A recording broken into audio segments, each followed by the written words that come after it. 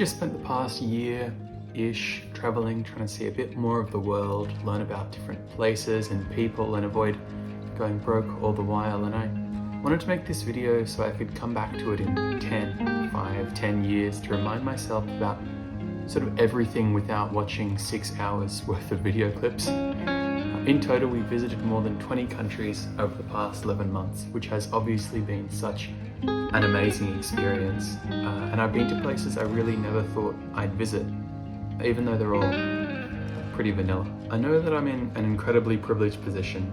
Taking a whole year off work and study just to sort of go is obviously not something that most can do.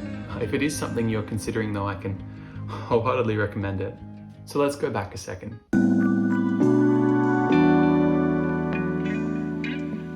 We were sitting in a pub in Melbourne, 2022. It was midwinter. I think I'd been working for about 6 months full time when I turned to Ali and said, should we just go next year? We'd planned this trip back at the end of 2019, before the word Corona meant anything more than a beer. 2020 was meant to be the year of travel. Right. Our plan back then was a month in Japan before heading across to Europe for our 90-day allowance, and then a few months in the UK just for shits and gigs before heading back to Australia for the start of semester. Quick trip to fit into a single semester of deferred uni. We had almost everything booked. We had transport, accommodation, insurance that didn't cover pandemics. Anyway, that didn't happen. Up first this time was Osaka.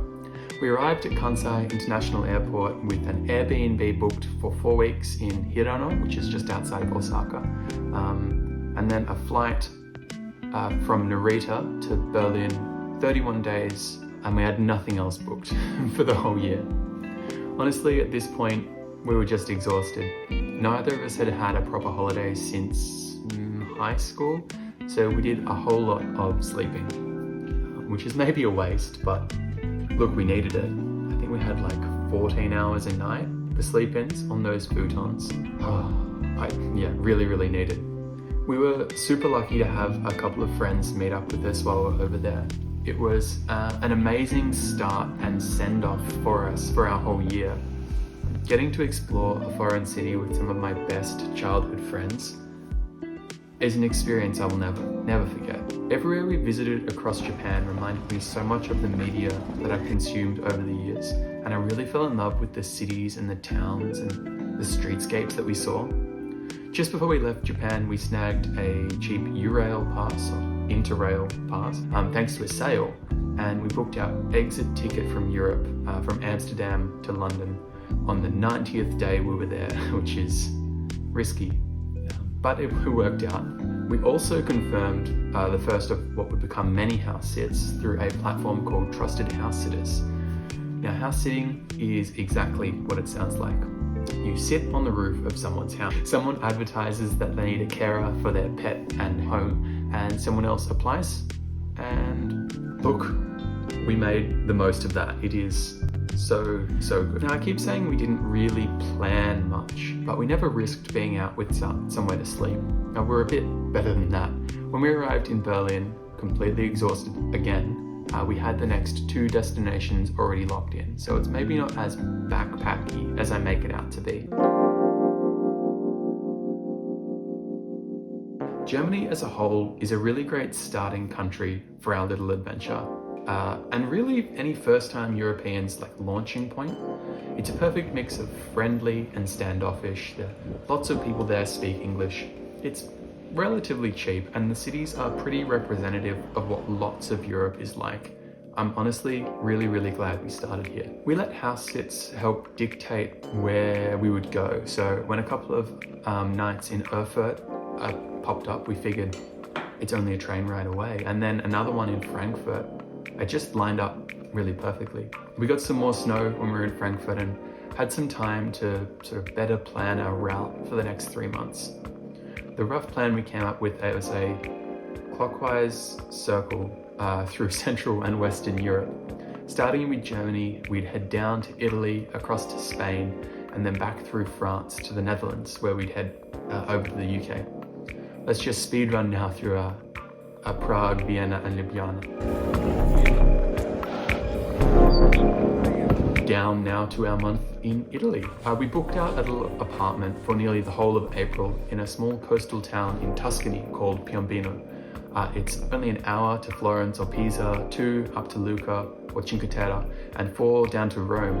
And with the Eurail pass, that was really no trouble at all. Having said that, Piombino itself is beautiful. It has its own sort of historic center, pristine beaches, though not like some that we would see later, and a really peaceful atmosphere. It felt a bit like we traveled back to a much simpler time. We didn't have Wi-Fi at the apartment, so other than at local cafes, we had some time to really detox and rest. Italy has such visible history. Wandering through the historic cities and admiring the architecture of the churches was incredible. Coming from Australia, where this type of history is so rarely visible, and having never really been far from home made Florence, Naples, and especially Rome such fascinating places to walk through. Lucca was also pretty special. Where are we? Lucca. The food in Italy was something else.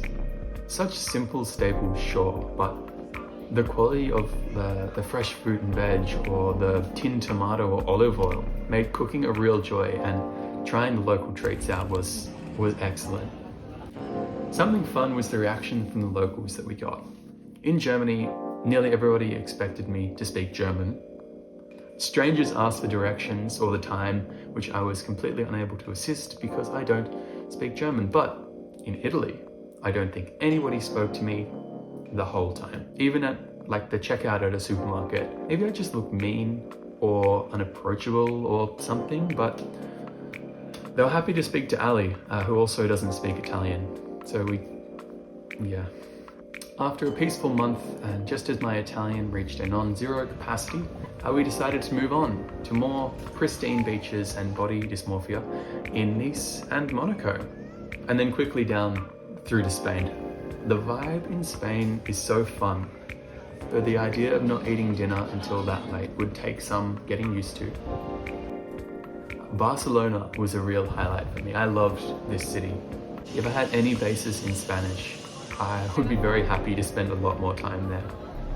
We had another house sit this time in Madrid, and we felt like locals. We briefly detoured across into Portugal, and Lisbon was incredible. The city is stunning, though we didn't have the best time with our accommodation. From there, we went back into Spain to the northeast coast, where I once more fell in love with another Spanish city in San Sebastian. The way that time seemed to flow there reminded me a lot of the coast where I grew up. Nostalgia, it followed me around this trip. With that, we only had a couple weeks left in Europe and 4 more places to visit. We quickly darted back across into France up to Bordeaux, and then up to Paris, or more accurately, Amiens, which is where we stayed, because Paris is way too expensive. Paris was, it's Paris. It's fantastic. From there, we went across to Antwerp, which was a delight, and then finally to Amsterdam, where I got to meet up with and spend a week with my mum, who happened to be over there in the place where her father grew up.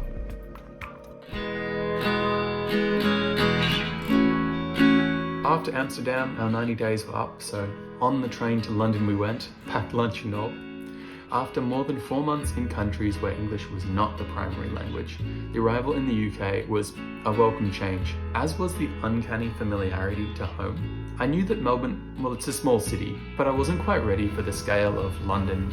Like Paris or Tokyo or Madrid, it just sort of sprawls, and the density is completely different, and there's so much life to it at all hours. We didn't spend much time in the city itself though, before we headed southwest to meet our first UK house sit host in the Somerset countryside. House sitting is such an incredible way to see a place. It's as if you become a local in an area that you've never been to before. The generosity of each of the hosts has been well beyond anything that I could expect. And having a pet to come home to at the end of the day makes you excited to get back, which is a completely different experience to a hostel or a shitty Airbnb. Some of my favorite experiences this whole trip have been meeting and getting to know the people that we've sat for. There is no way that I would have been able to learn about the types of people we've met without it, and the conversations I've had with them will genuinely be with me forever. And that's before I even mention the pets.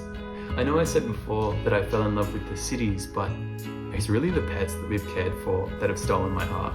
Now, we'd be in Somerset for about a month, but on our way down, we stopped off in Devizes, a town in Wiltshire, for a week to care for a gorgeous lab named Nima, who was such a joy. After this, our month in the countryside with Robbie the Greyhound was so relaxing and restful, albeit a little repetitive and very, very wet. During the month, we sat down to decide what we'd do for the rest of our trip. An Australian passport gets you 90 days out of every 180 in the Schengen zone, no questions asked, as well as 6 consecutive months in the UK. When we took the train across from Amsterdam, we really didn't have anything booked.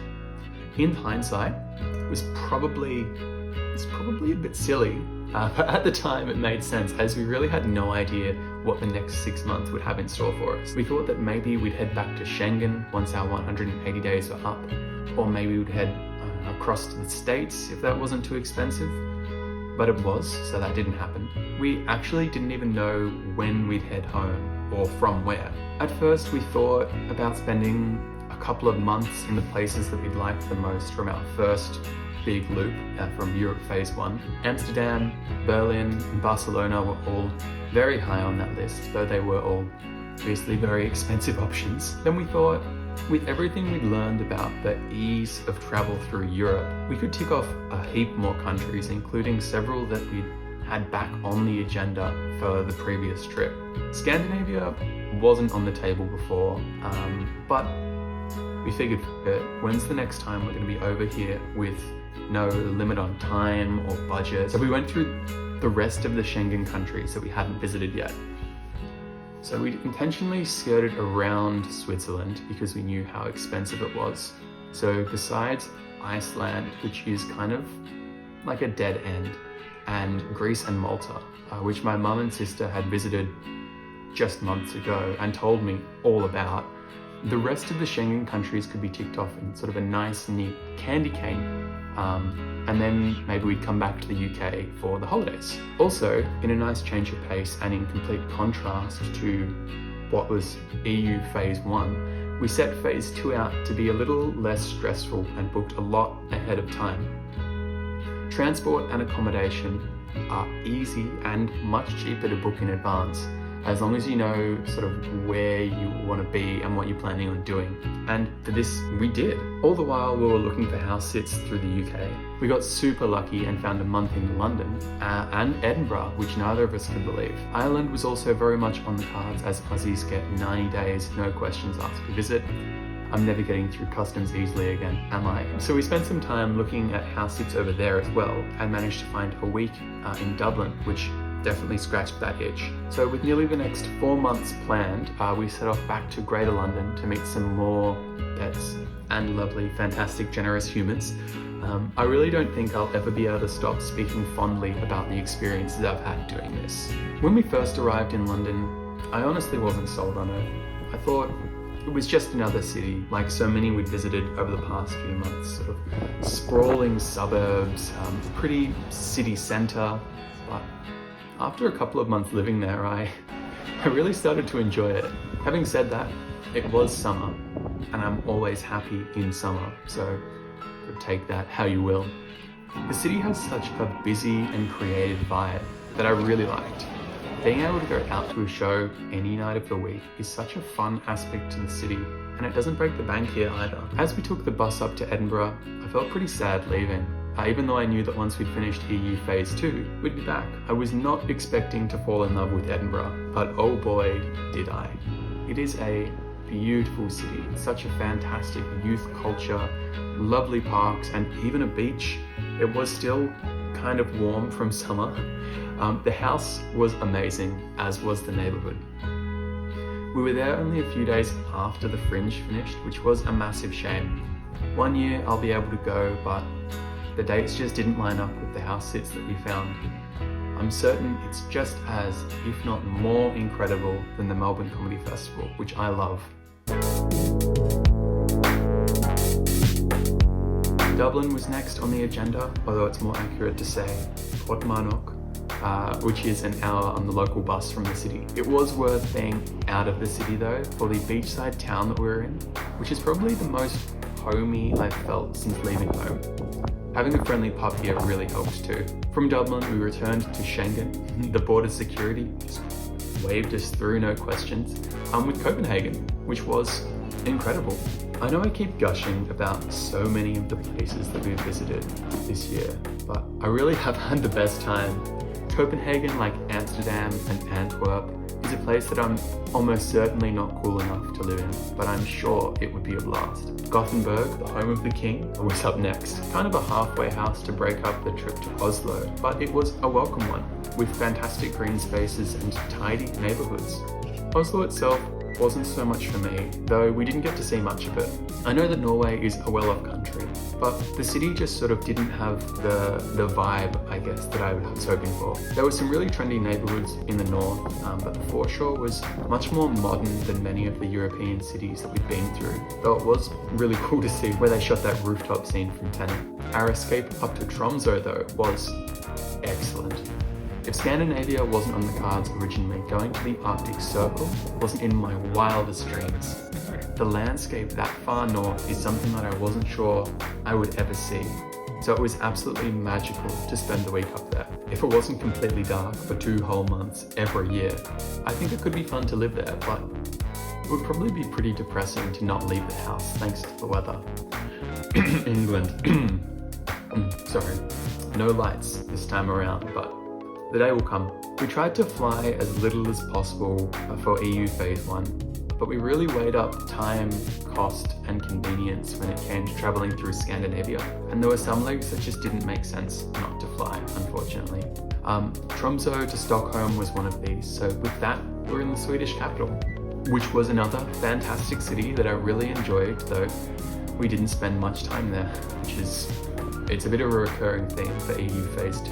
Helsinki was next. We were there, I think about 48 hours before we're in the Baltics. The Baltics is perhaps an under-advertised area of Europe, but it was a joy to travel through. Tallinn has the historic old town that you dream about and the opera house from Tenet. Riga had the most beautiful central market area and really nice honey beer. Vilnius is such a cool blend of modern and historic with a great hospitality scene. It's a shame that we spent so little time there, but we were on a mission. Poland next was so familiar architecturally thanks to our time in Germany. Warsaw was really interesting. It was a city that, while it didn't have as much to show as Krakow, it had a lot to tell. Krakow was super pretty, and the massive trading square in the old town was such an impressive space. One big negative for me though was the air quality there was kind of poor, and my silly asthmatic lungs did not appreciate that. We only spent about 48 hours in Košice, and it rained for 24 of them, so we didn't get a heap out of that, unfortunately. Budapest though was truly delightful, and I need the thesaurus to come up with better words, but if you have any excuse to visit Budapest, please do. It is beautiful. Croatia was the last country on our list of missing Schengen countries. Luxembourg and Liechtenstein don't count. And Split. Split was such a fantastic place to finish EU Phase 2. The sun was out, it was warm enough to swim. The place we stayed was 10 minutes from the beach and the old town. I can see why it's such a popular tourist spot. It is like paradise. Before we knew it, we were back in London. The days were getting shorter and colder and wetter and shorter and wetter and shorter. It was a bizarre feeling going back to London. So ever since departing Melbourne, I haven't had this particular sense of familiarity. Everywhere we've been up until now has been for the first time. We haven't gone back. So landing at Heathrow and using the TfL bus to get to our sit was so comfortable. There were no worries about us validating our tickets or getting fined for doing something wrong or just irritating everyone because I only spoke English. It really helped that London felt like home before we left the first time, so I settled in very quickly. Halloween was over by the time we got back and the whole city was entering Christmas mode. The markets were starting, the lights were all up and going, and the days were getting so short that staying out to see the lights was very easy. London goes a lot harder than Melbourne when it comes to the festivities. I don't even think Melbourne has this many decorations for the Rising Festival, which is incredible. We got to care for the most beautiful pets in the lead up to Christmas, and I really didn't want to leave a lot of them. Buffy was such a perfect creature. She rode the tube and the bus. I'm gonna miss her so much. And Moth, the cuddly ball of fluff, was... It was tough to say goodbye to these ones, especially since Brighton was up next. A little less festive as they just cancelled the Christmas festival. It was like -2 and raining the whole time, and we had to make a last minute accommodation change, so we were just kind of depressed. It was nice to spend a couple of weeks by the coast though and just take the time to reflect on the trip. It's been a fantastic year and I feel so lucky to have been able to just pause my life at home to go and experience all that we've managed to do this year. As the new year approaches now and we've only got a handful of days until we fly home, I'm just so grateful to have been able to see everything that we've seen. It doesn't feel real in a lot of ways. I feel so fortunate to have been able to do it all. Thinking about some of my favorite places this year, and I may have given these away earlier, I'm going to do a quick power ranking of my top 5. In no particular order here. Barcelona. This city had a vibe that I really enjoyed. It was gorgeous. The people were friendly, the food cheap, it was by the beach, the weather was amazing, not too cold, nice and hot in the summer. What more could you ask for? Amsterdam. My grandfather was from Amsterdam, so I've always wanted to go, and it definitely lived up to my expectations. If I was cooler and wealthier, I would love to spend 6 months or so in the city and see what living there is really like, because you can't tell from a week. Budapest. One of those places that just sounds cool, and guess what? It is. We only spent a few days in the city proper, but they were fantastic. A really relaxed atmosphere, reasonable prices, again, beautiful landmarks. I can understand why there are so many travel ads saying go to Budapest. It's great. Osaka, of course. My first foray into Japan was always going to make my top 5. It's got some of the hustle of Tokyo, but there's a calmness here too. And with the proximity to both Nara and Kyoto, it is a massive highlight for me. Edinburgh. Now this is a little unexpected. I've had friends that have done shows in the Edinburgh Fringe before, so I knew that the culture there was really fun and creative, but I didn't know how pretty it was. If the UK didn't get so miserable in winter, you might be able to convince me to leave it all behind and go and live in Edinburgh. Now these are all pretty big cities, and I love that, but I feel like some of the answers were pretty heavily swayed by how long we got to spend in each place and what the weather was like. I think there's also probably a bit of recency bias, so it's difficult to judge what I actually enjoyed the most and what I just remember the most. As I said at the start, it was a pretty vanilla trip, all things considered, but I think it was a really good entry into this type of traveling that I would love to do in the future. I'm also incredibly happy to have been able to learn so many tips and things to remember when spending time in foreign places, and I'm glad to learn them so early in my life. Things like looking at transport maps to see if there are alternate ways of getting places, like the airport or the supermarket. There is very often a way of getting around expensive shuttles on local buses. Bringing along shoes that you could wear for days at a time to walk around in. Shoes are so important. If getting around isn't comfortable, that's a huge blow to the ease of traveling. I don't think I could have coped if I didn't get new shoes halfway through the trip. It's really important. Packing light, packing smart, so those treks to the accommodation are actually possible. My pack weighs about 10 kilos when it's full. Having said that, it's not a bad idea to switch things out as you go. Otherwise you get bored wearing the same shirt. every day for a year. Having pieces you like but aren't attached to is an excellent idea for this. Learning the basics in a language in the country or region you're in is definitely handy. I did this for places we spent more than 3 days in. Otherwise, English or the Translate app on my phone has been enough. Thinking about easy meals you can put together on the road or in the tiny hostel kitchen. Our diet this year hasn't been great or consistent. That's something that I'm really not a fan of with this type of traveling. We got very good at picking up discounted fruit, veg or salad, along with cheaper bread for like sandwiches or salads.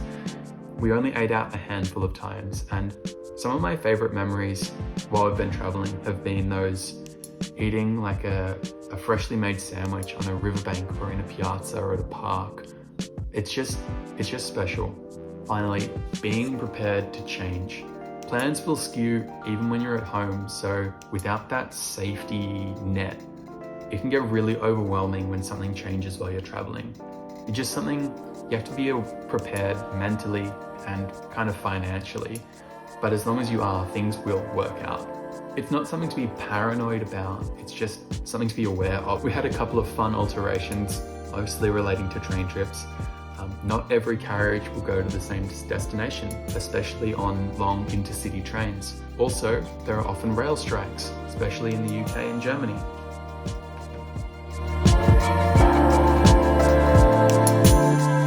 Speaking of, I remember when we arrived in Germany, I looked up a reasonable budget to travel in Europe, and the numbers I found were between 50 and 100 euro a day, which I found enormously entertaining and worrying at the same time, as the Australian dollar is pretty weak in comparison to the pound and the euro.